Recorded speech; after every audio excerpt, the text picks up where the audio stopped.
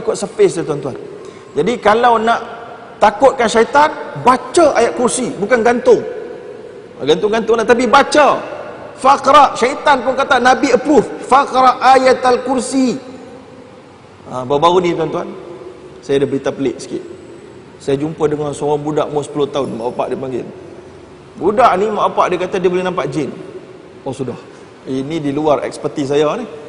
Dinar mas boleh lah cerita. Okey. Budak ni nampak jin. Malam mak dia cerita nak pergi sekolah, masuk dalam dia punya kereta Estima, apa nama tu, anak dia kata, mak, ada Pontianak dalam kereta kita. Oh sudah, mak dia.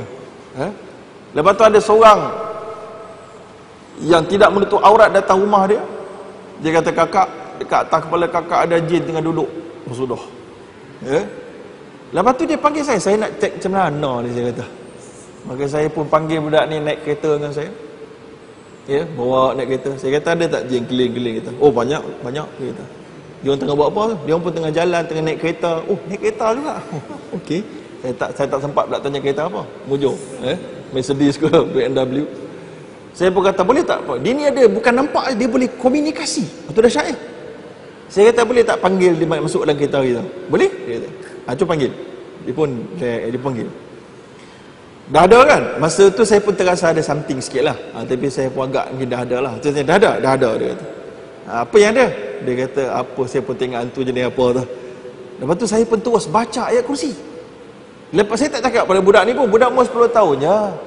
Saya baca, ada lagi tak? Tak ada. Dia gini terbang keluar. Okey, tak apa. Oh, satu test pun. Okey. Lepas tu saya pergi satu rumah. Masuk rumah ni, ada tak jin tadi? Ada kat atas bumbung. Besar. Oh, besar. Jom kita naik atas. Pergi naik atas. Ada lagi? Oh, dia lari pula. Okey. Pergi masuk satu bilik. Ada tak? Ada. Kata. Bila ada tu, budak ni duduk belakang saya. Saya dekat depan. Saya pandang sana. Budak tengok belakang. Dia tak nampak saya buat apa. Saya pun baca ayat kursi. Saya tanya, ada lagi tak? Saya baca senyap lah, bukan kuat-kuat. Ada tak? Dia kata tak ada. Saya kata pergi mana? Dia hangus jadi asap. Hebat dia budak ni. Tahu pula dia. Aku tak cakap pun dengan dia saya baca. Tapi dia tahu pula dia. 2-3 kali buat.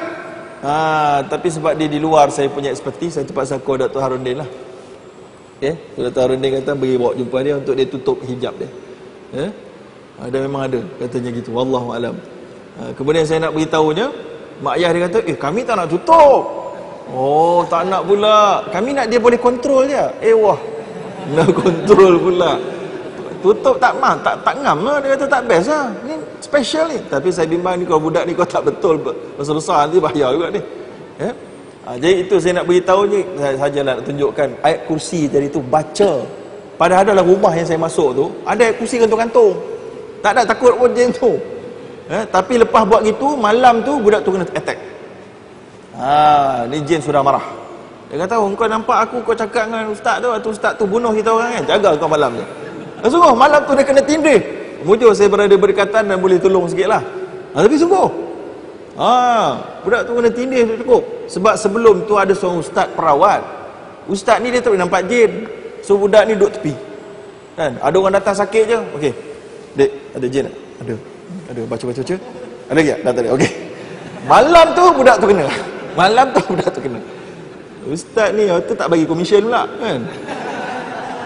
Alright, baik, tak apa. Saya nak masuk cerita tadi. Ayat kursi bukan gantung, baca.